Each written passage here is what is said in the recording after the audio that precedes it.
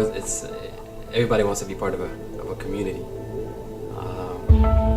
Young people growing up, they find different subcultures in high schools or elementaries or middle schools, in the streets or elsewhere, jobs, and they want to be part of a group, they want to be part of a community.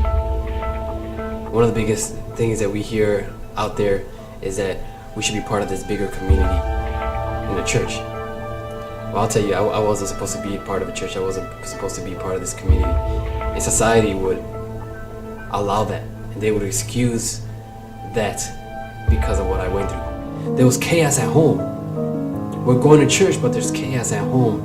And I felt, wow, this is a community, this is a church, and this is my home. Why is it so crazy? Why is it so chaotic? And I was beginning to develop this mentality of disgust, of hatred, of dislike, of rebellion, of society, and even the church that was not doing anything to help my chaotic family. Well, by the time I went to high school, 1994, that's when, like many, I rebelled. And at this adolescent time of life, many of us, like I was saying, we want to be part of a community, of a group. Whether we are the jocks in high school, we are the preps, or we are the nerds, as we are socially pointed, or we are the so-called hoodlums, or we are the individuals that are antisocial, or back in the days we didn't have this name, but now we call them black wearing emos. We didn't have that, and I'm trying to find my place in high school.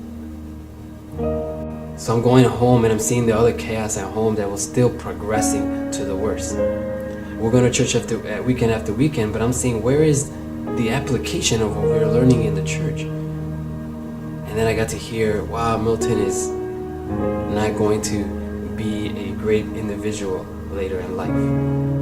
Milton, by the things that he is doing, he may end up being in jail, or he may end up being dead. And I'm listening to all this, and to some degree I was accepting it and defining that tangibly with my acts. And I said, well, if that is what they're saying, that must be true. That may be me.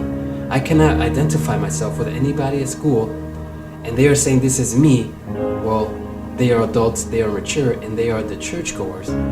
So I guess that is me. I wanted to feel accepted by people. So I left one bad thing to get involved with another bad thing. Now some would say, well, that's not too bad. Well, I guess to some degree it isn't. But it was still vandalism. It's still a crime, and could still hurt myself and destroy my life. So I left all these parties, I left the dreams and the drugs and all this other stuff, but I was getting up at 2 o'clock, 3 o'clock in the morning and tagging up with a spray can or with a marker, with whatever I can get, whatever that can be used as a tool to mark my name or my whose name up on any type of surface. I didn't care whose it was, I didn't care what it was. I was just making a point because I had something to say and I wasn't feeling accepted by a certain group along my home.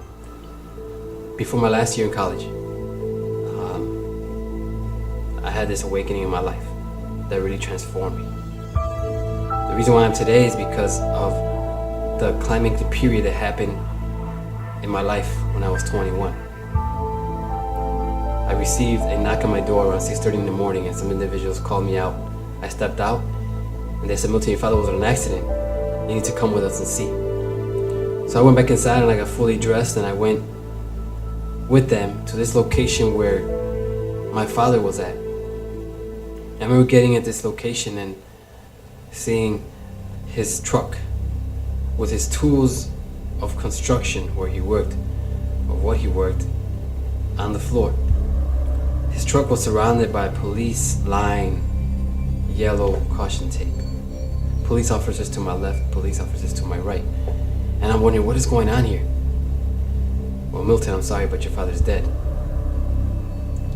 And I'll be honest, I started cursing and kicking the vehicles that were there parked along my side. And then I thought, how am I going to tell my siblings? How am I going to tell my stepmother, my father's then third wife, who was 7 months pregnant, that her husband, whom she recently just married, is not dead? I didn't think about myself, but I thought about my family. I get home and I'm surrounded by friends and family supporters, praying for us, hugging us, kissing us, encouraging us, and praying for us. For the first time in a very long time, I really felt a true meaning of what community of a church was. But that was long overdue. A few days going by, we buried my father. And we come back home and there's people in our homes with dishes and plates of food. And I went upstairs to my room and I said, "Excuse me, I gotta go talk to somebody." So right there on my knees, over my pillow, filled with mucus and tears, I gave my life to Christ. I tell him, "You know what, out of respect for my parents, I'm gonna give you a try because I really don't know you and I wanna get to know you. I don't have a father or a mother and now you are the one that has to get me through all this." And I'm blessed to see how God has guided me through from that point when I was 21.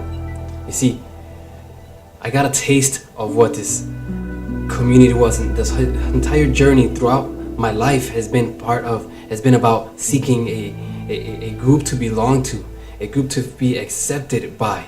No matter what I carry, no matter who I am, no matter how I am, no matter what baggage I have, I'm still seeking it. I recognized when I was 21 years old, over my pillow, yes, Jesus did save me. But now when he saved me, he tells me, "Yes, Milton, I saved you, but my salvation also calls you to service with me. Come with me and experience the wonderful, wonderful blessings I have for you as we service together. Milton, I gave you something special. Sadly, you were using it to vandalize. You were using it to commit crime. You were using it to hurt other people. But Milton, I gave it to you, and together we are going to do something special." And I'm talking to the Lord, and I said, "God, yes, okay, thank you very much. But how can I go past the hypocrites? How can I go past those individuals that point at me and always criticize me growing up? How can I go past those individuals that say I'm good for nothing? How can I go past those individuals to show them that I'm a different individual now than for what I used to be? I'm not going to go around saying, yes, I'm different, God has forgiven me and I want to be different. I can't go around screaming that to people. Lord, my actions need to show people that. So how are we going to do this? You saved me, but now you're calling me to service? How? How can I service those people that called me out many times?" So in this journey that I was seeking of a place that I can call home, that can accept me for whom I was, that can accept you for who you are, has been slowly being developed. God has been preparing my life and the way to come into a place when I can now really, really accept it and treasure it when it comes this way.